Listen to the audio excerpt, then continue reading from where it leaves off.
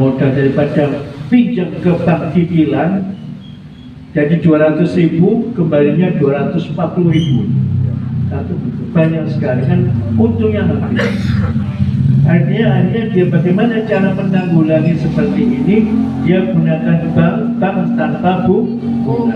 Ada orang itu dia KTP-nya ditulis, nah tapi tidak ada tekanan bisa bayar ataupun tidak bisa. Kalau dia bisa bayar nyicil sekian apa dicatat.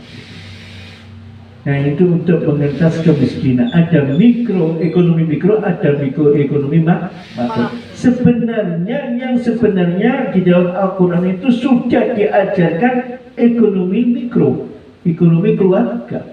Maka ku anfusakum wa ahlikum naro kadal fakru kufron ini di situ sudah ada ekonomi keluarga apa, yaitu yas'alunaka madza tunfiqun qul ma anfaqtum min khairin falil walidaini wal aqrabin.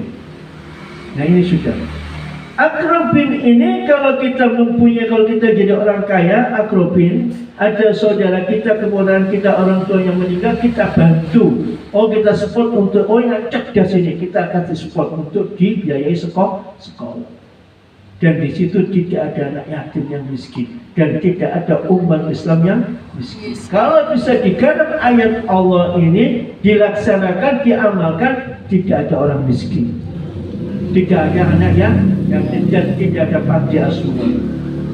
Kalau umat Islam ini faham dan mengerti, orang yang kaya ini mengerti, maka masjid tidak perlu minta sumbangan, ada sumbangan datang sendiri.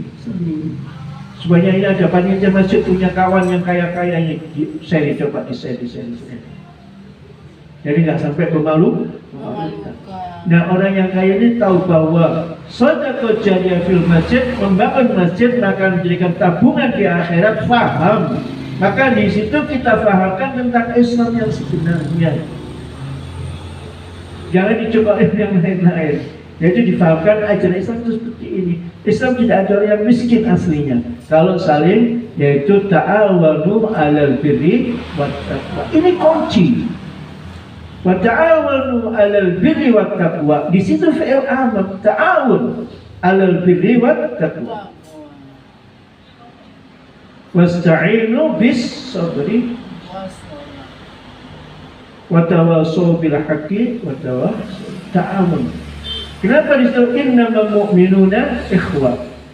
Jadi bangun masjid nggak usah minta-minta. Insya Allah kalau dia sudah paham tentang Islam, oh ya nak punya sedikit-sedikit, saya masukkan untuk belikan semen satu sak jariyah. Semen satu sak juga berapa harganya? 55 atau 60.000. Tapi jariyah mengalir terus di akhirat kalau masjidnya digunakan untuk ibadah. Nah kita anjurkan kepada umat ini supaya paham tentang Islam.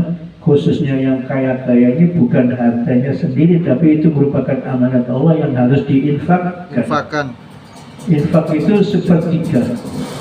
Ada sahabat bertanya, Rasulullah, saya punya harta sekian, apa saya infakkan semuanya? Jangan. 2/3 jangan. Sepertiga ya sepertiga lah infakkan. Dan infak itu tidak akan hilang. Dan masih sampai punya uang itu masih ada.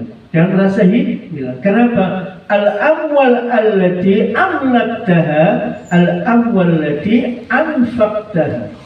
Harta yang kamu miliki itu yang sebenarnya harta yang kamu infakkan. Kenapa? Harta yang diinfakkan tidak hilang. Tapi kalau harta yang kita miliki ini nanti diwaris habis. Tapi kalau kita yang infakkan, maka ada di akhirat. Tabungan tidak akan hilang kebaikan itu.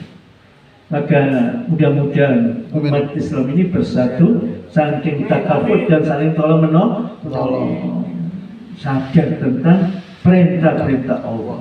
Ya ayyuhalladzina amanu anfiqu. Nah ini perintah ini. Kalau orang yang punya harta, anfiqu mimma razaqnakum.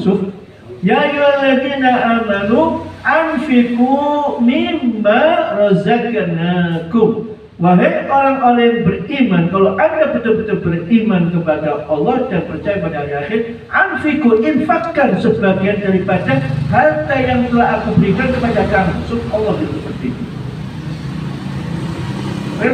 Teguran loh.